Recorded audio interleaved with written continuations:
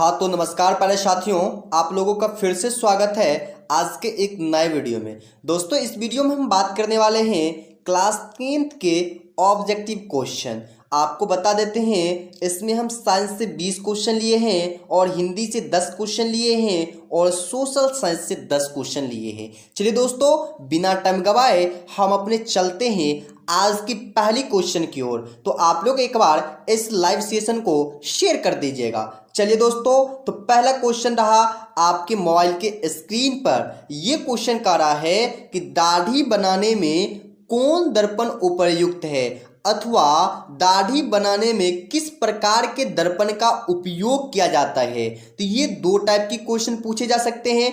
पहला ऑप्शन है option number ए अवतल दर्पण, ऑप्शन नंबर बी समतल दर्पण, ऑप्शन नंबर सी उत्तल दर्पण, ऑप्शन नंबर डी इनमें से कोई नहीं। यहाँ पर ऑप्शन नंबर ए नहीं 1 दिया गया है। तो आप लोग जल्दी से मुझे कमेंट कीजिए कि 1 नंबर क्वेश्चन का आंसर जो होंगे वो ये हो जाएंगे। तो बहुत सारे प्यारे साथी का जवाब आने लगा। चलिए बहुत अच्छा बात है। तो इसका जो राइट आंसर हो जाएगा वो हो जाएगा आप लोगों का ऑप्शन नंबर 3 उत्तल दर्पण। यानी दाढ़ी बनाने में कौन सा दर्पण का उपयोग किया जाता है तो उत्तल दर्पण। चलिए अगली क्वेश्चन ले लेते हैं। तो बाबू ये रहा अगली क्वेश्चन आपके स्क्रीन पर। यह क्वेश्चन कह रहा है कि गोलीय दर्पण में फोकसांतर एवं वक्रता त्रिज्या के बीच संबंध है। यानी गोलीय दर्पण जो है उसके फोकसांतर एवं वक्रता त्रिज्या के बीच क्या संबंध है। तो पहला ऑप्शन है R बराबर 2F, दूसरा ऑप्शन है R बराबर F/2 और तीसरा ऑप्शन है F बराबर R/2 और चौथा ऑप्शन है F बराबर 2R/R। इसका राइट आंसर क्या हो जाएगा चलिए जल्दी से आप लोग कमेंट कीजिए। तो बहुत ही प्यारे साथी का कमेंट आ गया कि सर जी इसका राइट आंसर हो जाएगा ऑप्शन नंबर सी F बराबर R/2। यानी ऑप्शन नंबर 3 जो हो जाएगा वो इसका राइट आंसर हो जाएगा। चलिए अगली क्वेश्चन की ओर चलते हैं। तो अगली क्वेश्चन रहा आपके स्क्रीन पर। ये क्वेश्चन क्या कह रहे हैं, ये कह रहे हैं कि काल्पनिक प्रतिबिंब होता है और इसका पहला ऑप्शन है सीधा और दूसरा ऑप्शन है उल्टा और तीसरा ऑप्शन है दोनों और चौथा है इनमें से कोई नहीं। तो आप लोग फटाफट इस क्वेश्चन का कमेंट में जवाब दीजिए, लाइव चैट में जवाब दीजिए कि काल्पनिक प्रतिबिंब कैसे होते हैं, सीधा होते हैं या उल्टा होते हैं या सीधा उल्टा दोनों होते हैं। तो आपका जो राइट आंसर हो जाएगा वह हो जाएगा ऑप्शन नंबर, चलिए आप लोग बहुत जल्दी, हाँ जवाब आ गया। चलिए बहुत प्यारे साथी का जवाब आ गया। इसका जो राइट आंसर होगा वह होगा ऑप्शन नंबर ए सीधा होते हैं। यानी काल्पनिक प्रतिबिंब कैसे होते हैं, सीधा होते हैं। जो भी बच्चे कंफ्यूजन हो इसका पीडीएफ मिलेगा। तो बच्चों को थोड़ा ही देर के बाद इस जो हम ऑब्जेक्टिव करवा रहे हैं इसकी पीडीएफ भी आप लोगों को मिलेगा। अगर सेशन अच्छा लगता हो तो एक लाइक कर दीजिए। चलते अगली क्वेश्चन की ओर। अगली क्वेश्चन रहा आपके स्क्रीन पर। यह क्वेश्चन कह रहे हैं कि किस दर्पण से वस्तु का ब्रा प्रतिबिंब बनता है। ऐसा कौन सा दर्पण है जिसमें वस्तु का ब्रा प्रतिबिंब बनता है। तो पहला ऑप्शन आपके स्क्रीन पर समतल, दूसरा ऑप्शन आपके स्क्रीन पर उत्तल, तीसरा ऑप्शन आपके स्क्रीन पर 1 और 2 दोनों यानी ए और 2 दोनों और चौथा रहा आपके स्क्रीन पर अवतल। इसका राइट आंसर क्या हो जाएगा फटाफट आप लोग मुझे कमेंट कीजिए। तो दोस्तों इसका जो राइट आंसर हो जाएगा वह हो जाएगा ऑप्शन नंबर 4 यानी अवतल। किसी दर्पण से वस्तु का ब्रा प्रतिबिंब जो बनता है वह दर्पण अवतल ही होता है, न कि उत्तल और न ही समतल। चलिए दोस्तों अगली क्वेश्चन की ओर जाते हैं। अगली क्वेश्चन रहा आपके स्क्रीन पर। यह क्वेश्चन कह रहा है कि निर्गत किरण एवं अभिलंब के बीच के कोण को कहते हैं आपतन कोण कहते हैं, परावर्तन कोण कहते हैं, निर्गत कोण कहते हैं, इनमें से कोई नहीं। इसका जो राइट आंसर होगा ना आप लोग जल्दी से जल्दी मुझे कमेंट कीजिए। चलिए हम देखते हैं कितने प्यारे साथी कमेंट आया है।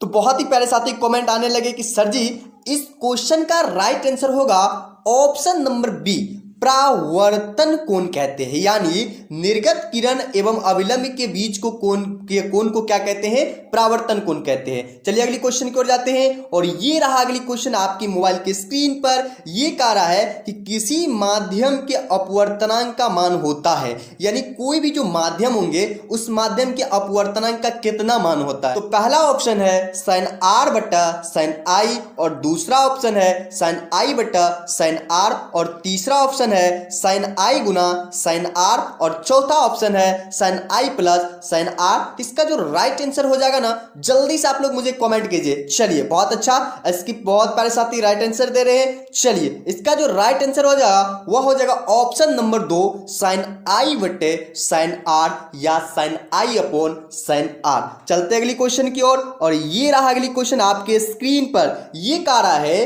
कि सरल सूक्ष्मदर्शी में किसका उपयोग किया जाता है। तो इसका जो सही आंसर क्या हो जाएगा, 4 ऑप्शन दिया गया है, अवतल दर्पण, उत्तल लेंस, अवतल लेंस, उत्तल दर्पण। इसके जो राइट आंसर हो जाएंगे वो हो जाएंगे आपके ऑप्शन नंबर सी अवतल लेंस, यानी सरल सूक्ष्मदर्शी में अवतल लेंस का उपयोग किया जाता है। चलिए दोस्तों अगली क्वेश्चन कर लेते हैं। अगली क्वेश्चन करने से पहले मैं फिर से कहता हूं कि वीडियो अच्छा लग रहा है तो अपने दोस्तों में शेयर जल्दी से जल्दी कीजिए, शेयर के ऑप्शन पे जाके। चलिए अगला क्वेश्चन रहा आपकी स्क्रीन पर। एक उत्तल लेंस होता है, एक उत्तल लेंस होता है सभी जगहों समान मोटाई का, बीच की अपेक्षा किनारों पर मोटा, किनारों की अपेक्षा बीच में मोटा, इनमें से सभी। इसका जो राइट आंसर हो जाएगा ना, आप लोग फटाफट मुझे कमेंट कीजिए तो सर जी इसका राइट आंसर। चलिए बहुत अच्छा वाली बात है, बहुत प्यारे साथी जवाब देने लगे हैं। तो इसका जो राइट आंसर होगा ऑप्शन नंबर सी किनारों की अपेक्षा बीच में मोटा। जैसे आपको हम बता देते हैं, यही ना आपके होते हैं कौन सा लेंस, उत्तल लेंस। तो उत्तल लेंस इस तरीके से बनाया जाता है और इसमें क्या है देखिए, किनारे तो आपका ये है लेकिन बीच में ये किनारे है और बीच ये है, इस भाग क्या है किनारे से ज्यादा बीच में मोटा है। तो ये आपका कौन सा लेंस है, उत्तल लेंस है। तो समझ में आ गया, एक उत्तल लेंस में होते हैं किनारों की अपेक्षा बीच में मोटा। चलिए अगला क्वेश्चन ले लेते हैं। अगला क्वेश्चन है प्रकाश के परावर्तन के कितने नियम होते हैं। तो प्यारे से साथी आप लोग फटाफट मुझे कमेंट कीजिए कि सर प्रकाश के परावर्तन के नियम जो हम जानते हैं वह ये होते हैं, 2 होते हैं, 1 होते हैं, 4 होते हैं या 3 होते हैं। तो बहुत अच्छा जवाब आने लगा है कि प्रकाश के परावर्तन के सर जी हम जानते हैं कितने नियम होते हैं। तो प्रकाश के परावर्तन के 2 नियम होते हैं। तो ऑप्शन नंबर ए सही आंसर है। यहां पर देखिए 2 दिया गया है। चलते अगली क्वेश्चन की ओर और अगली क्वेश्चन आपकी स्क्रीन पर ये कह रहा है कि समतल दर्पण द्वारा बना प्रतिबिंब होता है। पहला ऑप्शन है वास्तविक होता है, दूसरा है काल्पनिक होता है, तीसरा है दोनों, मतलब वास्तविक और काल्पनिक दोनों होते हैं, और चौथा है इनमें से कोई नहीं। तो इसका राइट आंसर आप लोग जल्दी जल्दी कीजिए। तो दोस्तों इसका जो राइट आंसर हो जाएंगे वह हो जाएंगे आपका ऑप्शन नंबर 2 यानी काल्पनिक होते हैं। समतल दर्पण द्वारा जो भी प्रतिबिंब बनते हैं वह काल्पनिक होते हैं। प्रतिबिंब के बारे में थोड़ी सी डिस्कस कर लेते हैं। प्रतिबिंब 2 तरह के होते हैं, एक होते हैं आभासी प्रतिबिंब और एक होते हैं वास्तविक प्रतिबिंब। आभासी प्रतिबिंब को ही काल्पनिक प्रतिबिंब कहते हैं। तो यहां तक क्लियर है। चलते अगली क्वेश्चन की ओर। ये रहा आपके सामने अगली क्वेश्चन आपके स्क्रीन पर। ये क्वेश्चन क्या करें, छोटा सा इसको हम थोड़ा जूम कर लेते हैं। ये क्वेश्चन कह रहा है कि एक दर्पण तथा एक पतले लेंस दोनों की ही फोकस दूरी -15 सेंटीमीटर है। तो दोनों ही संभवतः है, तो दोनों कौन सा है। तो यहां पर नॉमरिकल नहीं, बट यहां पर बात की गई है कि धनात्मक और ऋणात्मक का। तो देखिए सबसे पहला ऑप्शन दोनों अवतल होगा, दर्पण उत्तल तथा लेंस अवतल होगा, दोनों उत्तल होगा, दर्पण अवतल तथा लेंस उत्तल होगा। ये बहुत ही इंपॉर्टेंट और एक तरह से कह सकते हैं कि ये क्वेश्चन बच्चे को फंसाने के लिए बोर्ड में पूछा जाता है। तो चलिए आप लोग जल्दी से इस क्वेश्चन का कमेंट कीजिए। तो चलिए बहुत प्यारे साथी का जवाब आने लगा। इसका जो राइट आंसर हो जाएगा वो हो जाएगा ऑप्शन नंबर ए। एक गोलीय दर्पण तथा एक पतले लेंस की दोनों की फोकस दूरी क्या होते हैं, ऋणात्मक होते हैं। तो यहां पर हमको नॉमरिकल की तरह कोई मान नहीं पूछा गया है, बट यहां पर कॉन्सेप्ट पूछा गया है कि एक गोलीय दर्पण जो होते हैं और पतले लेंस जो होते हैं वह दोनों का फोकस दूरी क्या होते हैं, नेगेटिव होते हैं। तो यहां पर गोलीय दर्पण और पतले लेंस की दोनों की ऋणात्मक होगा। तो यहां पर ऑप्शन नंबर ए हो जाएगा, दोनों अवतल होते हैं। चलते हैं अगली क्वेश्चन की ओर और ये रहा आपके सामने अगली क्वेश्चन आपकी मोबाइल के स्क्रीन पर। दोस्तों अगला क्वेश्चन जो है ये आपकी केमिस्ट्री से आ गए हैं। तो ये क्वेश्चन पहला केमिस्ट्री क्वेश्चन का रहा है कि किस अवस्था में अणुओं की ऊर्जा अधिकतम होगी। जैसे कि आपको ऑप्शन दिया है, ऑप्शन ए में ठोस, ऑप्शन बी में द्रव, ऑप्शन सी में गैस, डी में इनमें से कोई नहीं। इसका जो राइट आंसर हो जाएगा वो हो जाएगा ऑप्शन नंबर सी, गैस। क्योंकि गैस क्या होते हैं, उसमें अंतः आणविक आकर्षण बल और अंतः आणविक दूरियां भी बहुत कम होते हैं। चलिए दोस्तों अगली क्वेश्चन ले लेते हैं। अगली क्वेश्चन है आपकी, धातु के ऑक्साइड होते हैं। तो आप लोग जल्दी से इस 4 ऑप्शन में से इसका राइट आंसर कमेंट कीजिए। तो बहुत ही बच्चे की कमेंट आने लगे हैं कि सर जी धातु जो होते हैं वो हमेशा क्षारीय होते हैं। क्यों? क्योंकि हमने जब पढ़े कि धातु क्या करते हैं, अम्लों से अभिक्रिया नहीं करते हैं, मतलब क्षारक होते हैं या क्षारीय होते हैं। चलिए अगली क्वेश्चन की ओर। अगली क्वेश्चन आपके स्क्रीन पर ये क्वेश्चन का रहा है कि सरलतम हाइड्रोकार्बन है, मीथेन है, इथेन है, प्रोपेन है, ब्यूटेन है। तो आप लोग जल्दी से मुझे कमेंट कीजिए कि सर जी इसका राइट आंसर आपका हो जाएंगे option number A B C D. तो जल्दी इस 4 ऑप्शन में से कमेंट कीजिए। तो आगे बच्चे की कमेंट कि सर जी इसका राइट आंसर हो जाएंगे ऑप्शन नंबर ए, मीथेन। अब क्यों होते हैं मीथेन बच्चों, इसको थोड़ा सा जान लो। जब हम मीथेन की बात करते हैं तो CH4 को हम लोग क्या कहते हैं, मीथेन कहते हैं। इथेन की बात आते हैं तो C2H6 को हम लोग क्या कहते हैं, इथेन कहते हैं। तो यहां पर देखिए, मतलब सबसे छोटा यानी सबसे छोटा कार्बन की संख्या 1 है इन चारों में। तो इसमें जो कार्बन की संख्या 1 है तो यही ना सबसे सरलतम होगा। तो दोस्तों ये क्वेश्चन क्लियर हो गया हो। चलिए अगली क्वेश्चन की बात करते हैं। तो ये रहा अगली क्वेश्चन आपके मोबाइल के स्क्रीन पर। ये क्वेश्चन क्या कह रहे हैं, कह रहे हैं कि कार्बनिक यौगिक में कार्बन की संयोजकता होती है। तो ऑप्शन ए में 2, ऑप्शन बी में 4, ऑप्शन सी में 6, ऑप्शन डी में 8। आप लोग जल्दी से कमेंट कीजिए कि इसका राइट आंसर क्या हो जाएंगे। यानी कह रहा है कार्बनिक यौगिक में कार्बन की संयोजकता। तो बहुत ही प्यारे साथी का जवाब आने लगा कि सर इसका ऑप्शन नंबर आपका क्या हो जाएंगे, बी हो जाएंगे। तो देख लेते हैं। जी हाँ दोस्तों, इसकी option number B right answer हो जाएगा। चलिए अगली क्वेश्चन की बात कर लेते हैं। अगली क्वेश्चन रहा आपके स्क्रीन पर। ये क्वेश्चन बहुत ही अच्छे और एग्जाम में पूछे हुए क्वेश्चन है कि वायुमंडल में CO2 गैस की उपस्थिति है। तो वायुमंडल में कितना CO2 गैस उपस्थित है? 0.01%, 0.05%, 0.03%, 0.02%। इसका जो राइट आंसर हो जाएगा आप लोग जल्दी से मुझे कमेंट कीजिए। तो इसका जो राइट आंसर होगा ऑप्शन नंबर सी, 0.03% इसका राइट आंसर होगा। चलिए अगली क्वेश्चन कर लेते हैं। अगली क्वेश्चन आपके सामने बायोलॉजी का होगा। तो पहला क्वेश्चन आपके स्क्रीन पर, रक्त का थक्का बनने में सहायक होते हैं। तो पहला ऑप्शन लाल रक्त कोशिका, श्वेत रक्त कोशिका, रक्त विषाणु, इनमें से कोई नहीं। तो जल्दी से आप लोग इस क्वेश्चन का जवाब दीजिए। चलिए हम देखते हैं कितने प्यारे साथी जवाब दे रहे हैं। तो बहुत ही अच्छा, बहुत प्यारे साथी जवाब देने लगे। इसका जो राइट आंसर होगा ऑप्शन नंबर सी, रक्त विषाणु होगा। तो अगली क्वेश्चन ये रहा आपकी स्क्रीन पर। ये क्वेश्चन कह रहा है कि मछली के हृदय में कितने कोष्ठक होते हैं? तो option number A 2, option number B 3, option number C 4, option number D केवल 1। तो इसका जो राइट आंसर होगा आप लोग फटाफट मुझे कमेंट कीजिए। तो दोस्तों आप लोगों ने जल्दी से जल्दी कमेंट कीजिए, ए होगा, बी होगा, या सी होगा, या डी होगा। चलिए बहुत सारे प्यारे साथी का आने लगे कमेंट, सर जी बी होगा, ए होगा, डी होगा, सी होगा। चलिए अगली क्वेश्चन की बात कर लेते हैं। तो अगली क्वेश्चन रहा आपके स्क्रीन पर। ये क्वेश्चन कह रहे हैं कि कोशिका का ऊर्जा मुद्रा के रूप में माना जाता है। तो ये थोड़ा अटपटान क्वेश्चन है, सेटिंग करने में दिक्कत हो गया प्यारे साथी। तो इन क्वेश्चन को हम लोग नहीं करेंगे। चलिए अगली क्वेश्चन की ओर जाते हैं। तो अगली क्वेश्चन रहा आपके स्क्रीन पर, हृदय से रक्त को संपूर्ण शरीर में पंप किया जाता है किसके द्वारा? तो चलिए आप लोग जल्दी से जवाब दीजिए इसका। फेफड़े द्वारा, निलय द्वारा, अल्दियों द्वारा, इनमें से सभी। इसका जो राइट आंसर हो जाएंगे ना वो हो जाएंगे आपका कौन सा? जल्दी से कमेंट कीजिए। तो ऑप्शन नंबर बी, निलय द्वारा। किसके द्वारा? निलय के द्वारा। चलिए अगली क्वेश्चन रहा आपकी स्क्रीन पर, कौन से यंत्र का उपयोग रक्तदाब मापने में किया जाता है? तो पहला ऑप्शन बैरोमीटर, दूसरा ऑप्शन मैनोमीटर, तीसरा ऑप्शन सफाई फाइगोमीटर, चौथा रहा इनमें से कोई नहीं। तो इसका जो राइट आंसर हो जाएंगे वो हो जाएंगे ऑप्शन नंबर कौन सा, सी। तो कितने प्यारे साथी सी जवाब दिए हैं, जल्दी से एक बार यस लिखिए। तो चलिए देख लेते हैं किन किन प्यारे साथी ने सी जवाब दिया।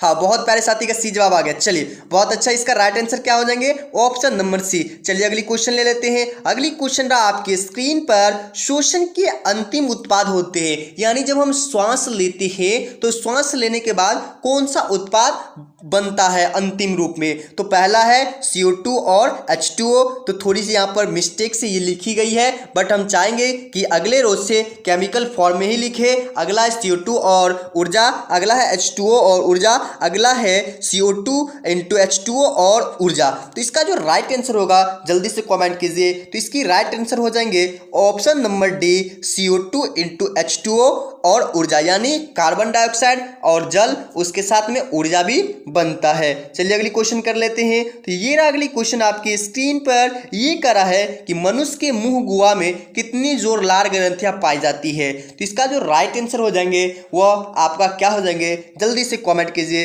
पहला ऑप्शन है 1, दूसरा है 2, तीसरा है 3, चौथा है 4। तो इसका जो राइट आंसर हो जाएंगे वो आप लोग जल्दी से कमेंट कीजिए। तो इसका राइट आंसर हो जाएंगे ऑप्शन नंबर सी, 3। चलते अगली क्वेश्चन की ओर। ये रहा अगली क्वेश्चन आपके मोबाइल की स्क्रीन पर, लेकिन अब आने लगा है हिंदी के मोस्ट इंपोर्टेंट क्वेश्चन। तो हमने देखा फिजिक्स, केमिस्ट्री, बायोलॉजी, अब बात आ गई हिंदी के। चलिए दोस्तों, हिंदी की पहली क्वेश्चन है कि श्रम विभाजन और जाति प्रथा के लेखक कौन है।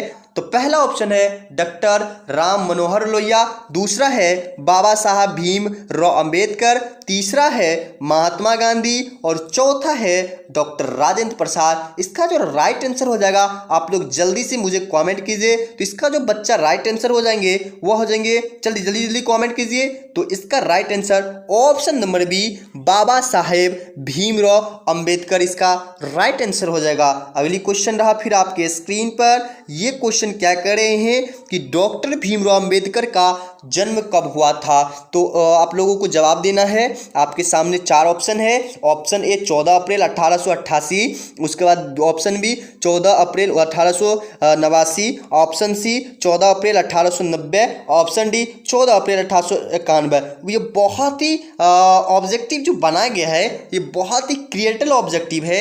आपकी एग्जाम में इन ऑब्जेक्टिव से जरूर क्वेश्चन आने की संभावना होगी 2021 के मैट्रिक एग्जाम में। चलिए बात कर लेते हैं इसकी राइट आंसर क्या होंगे। आप लोग पहले जवाब दीजिए। तो बहुत ही प्यारे साथी का जवाब आने लगा कि सर जी इसका राइट आंसर हो जाएंगे ऑप्शन नंबर डी, 14 अप्रैल 1891 ईस्वी में हमारे भीमराव अंबेडकर जी का क्या हुए थे, जन्म हुए थे। चलिए अगली क्वेश्चन कर लेते हैं।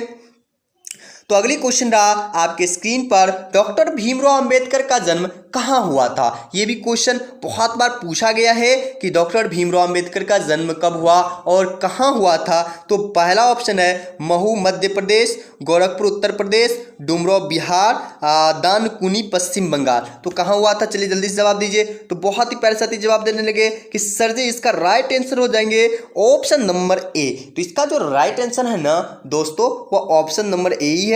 आपकी डॉक्टर भीमराव अंबेडकर जी का जन्म कहाँ हुआ था, तो महू मध्य प्रदेश में। कहाँ हुआ था, महू एक गांव का नाम था जहां, और वह गांव था मध्य प्रदेश में। चलिए अगली क्वेश्चन कर लेते हैं। अगली क्वेश्चन रहा आपकी स्क्रीन पर। यह क्वेश्चन कह रहा है कि डॉक्टर भीमराव अंबेडकर ने किस पत्रिका का संपादन किया था। तो पहला ऑप्शन है उज्ज्वल भारत का, दूसरा है उराता भारत का, तीसरा है बहिष्कृत भारत का और चौथा है आपका पुरस्कार भारत का। इसका पहले हम देख लेते हैं। 4 ऑप्शन आपके सामने है, आप लोग जल्दी से कमेंट कीजिए। चलिए बहुत अच्छा वाली बात है, कमेंट आने लगा है। तो इसका जो राइट आंसर होंगे ना, ये हो जाएंगे ऑप्शन नंबर सी, यानी बहिष्कृत भारत का। अब अगली क्वेश्चन की बात कर लेते हैं। तो अगली क्वेश्चन रहा आपके स्क्रीन पर, विष के दांत शीर्षक कहानी के कहानीकारक कौन है। ऐसा क्वेश्चन बार बार पूछा गया है। तो इसका जो राइट आंसर हो जाएंगे ना, वो आप लोग जल्दी से जवाब दीजिए। आप लोगों के सामने 4 ऑप्शन डगमगा रहा है,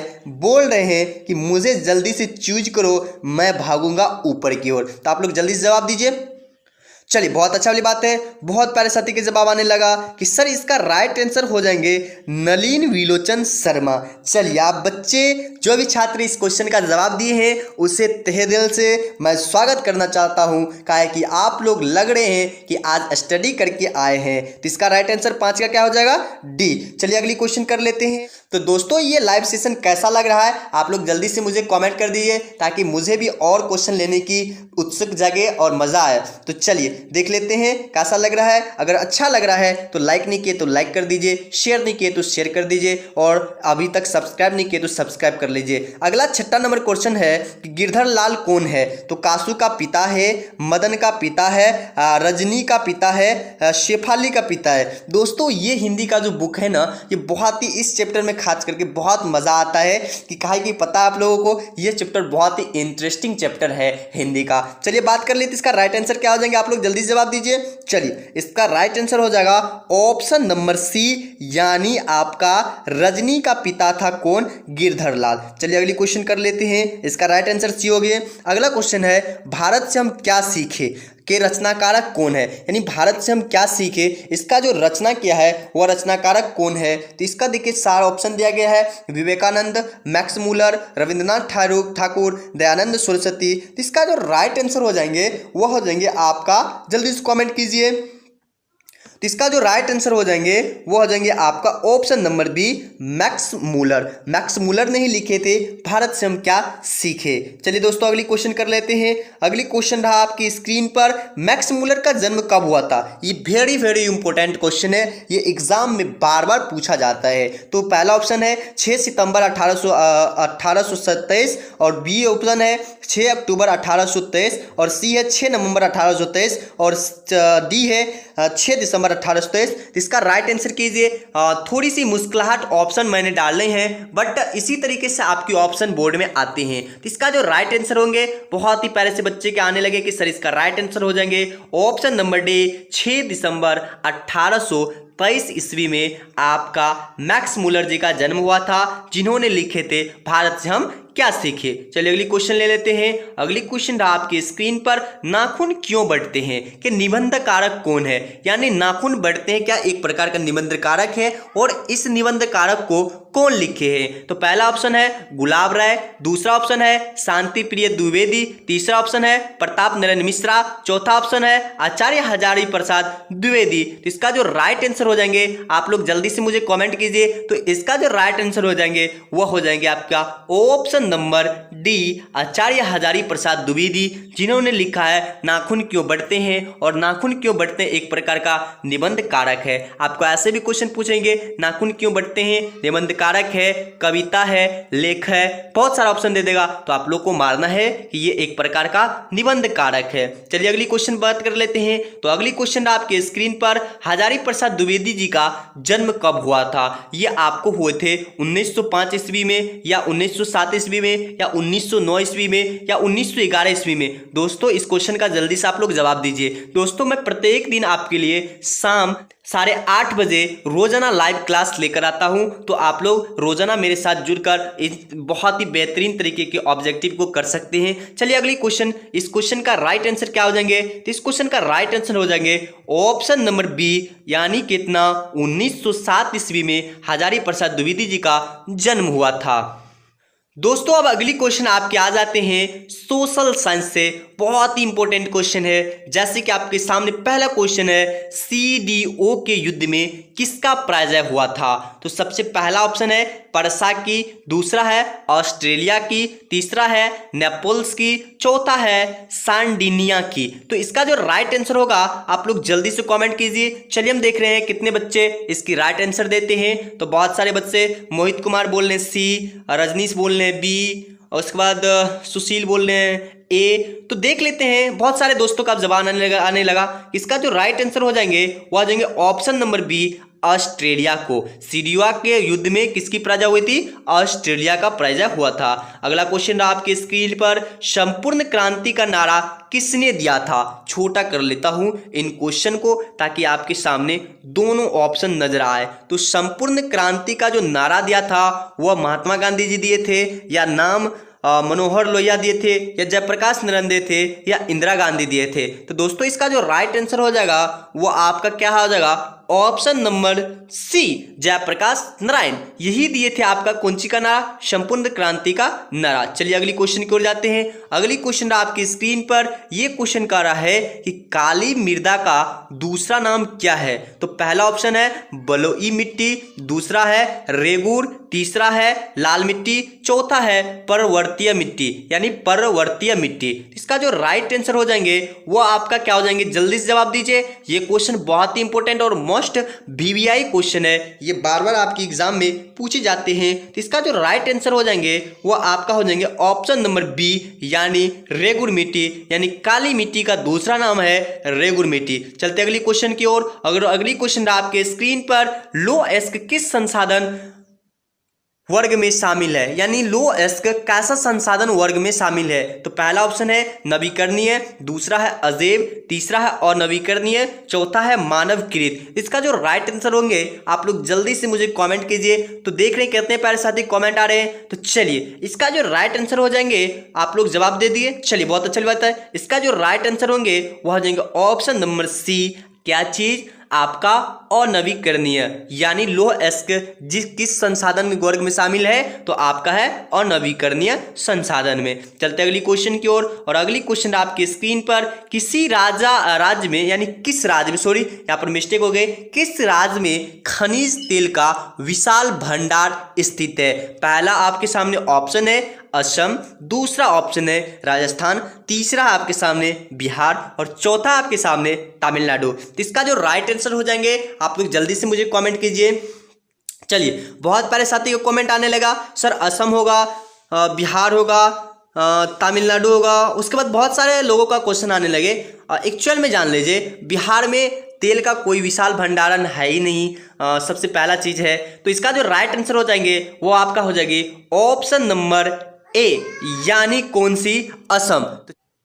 तो अगली क्वेश्चन आपके स्क्रीन पर, अगली क्वेश्चन कर रहे हैं कि यंग यूरोप की स्थापना किसने की थी। तो पहला ऑप्शन है बिस्मार्क ने, दूसरा है मैजनी ने, तीसरा है गेरिबाल्डी ने और चौथा है काबूर ने।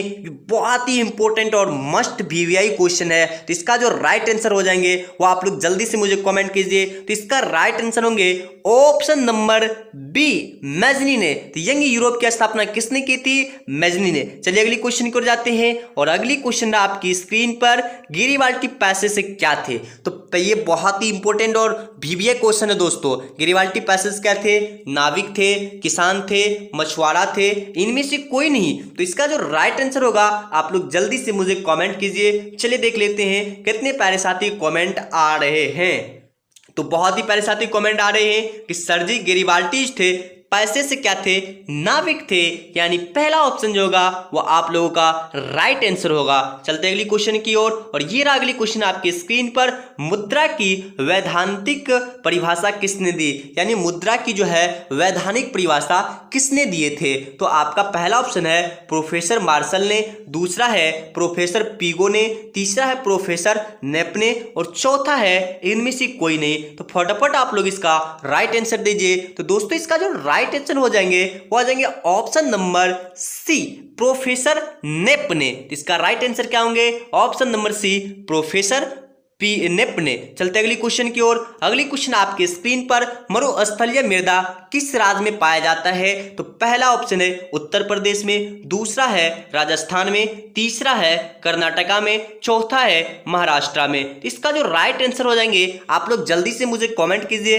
तो दोस्तों इसका राइट आंसर हो जाएंगे ऑप्शन नंबर बी, यानी कहां, राजस्थान में। इसका राइट आंसर, मरुस्थलीय जो मृदा होते हैं वह सबसे ज्यादा राजस्थान में होते हैं, जिस कारण से कहते हैं कि राजस्थान में बालू ही बालू नजर आते हैं। वहां पर जो मरुस्थलीय मृदा होते हैं, जो भी मृदा होते हैं वह मरा हुआ मृदा होते हैं। वहां पर नहीं तो पेड़ लगाया जा सकता है ज्यादा, नहीं वहां पर ज्यादा बारिश होते हैं, क्योंकि पेड़ नहीं होने के कारण नहीं वहां पर बारिश होते हैं। चलते अगली क्वेश्चन की ओर। अगली क्वेश्चन आपकी स्क्रीन पर, और ये क्वेश्चन लाइव सेशन का लास्ट क्वेश्चन, देश के बांध को किसने भारत का मंदिर कहा था। और ये बहुत ही मोस्ट इंपोर्टेंट क्वेश्चन आप लोगों के लिए बन सकता है 2021 के मैट्रिक के एग्जाम के लिए। तो देश के बांधों को किसने भारत का मंदिर कहा था? पहला ऑप्शन है महात्मा गांधी जी ने, दूसरा है राजेंद्र प्रसाद ने, और तीसरा है पंडित नेहरू ने, और चौथा है स्वामी विवेकानंद ने। तो आप लोग जल्दी से इस क्वेश्चन का राइट आंसर दीजिए। दोस्तों जैसे कि आपको पता है कि इन क्वेश्चन में यानी 40 क्वेश्चन में से 35 क्वेश्चन जवाब देने वाले बच्चों को हम कुछ प्राइज देते हैं। तो दोस्तों आज के विनर का नाम हम कल के वीडियो में लेने वाले हैं। तो आप लोग भी अभी से फटाफट बताइए कि 40 में से कितने सही हुए। तो देख रहे हैं बहुत सारे पहले साथी के जवाब आने लगे कि सर मेरा 40 में से 25 आ गए। चलिए बहुत अच्छा वाली बात है। और साथी का आने लगे कि सर मेरा 40 में से 42 आ गए। अरे ऐसा नहीं, 40 क्वेश्चन तो 42 नंबर कैसे आ जाएंगे। चलिए बहुत अच्छा वाली बात है। तो आज के विनर कल के वीडियो में बताया जाएगा कि ये रहा आज के विनर। दोस्तों अगर अभी तक मेरे चैनल को सब्सक्राइब नहीं किए हैं प्लीज सब्सक्राइब कर लीजिए, बेल आइकन को प्रेस कर लीजिए ताकि नए वीडियो का इंफॉर्मेशन मिले सबसे पहले। तब तक के लिए जय हिंद, जय भारत, वंदे मातरम।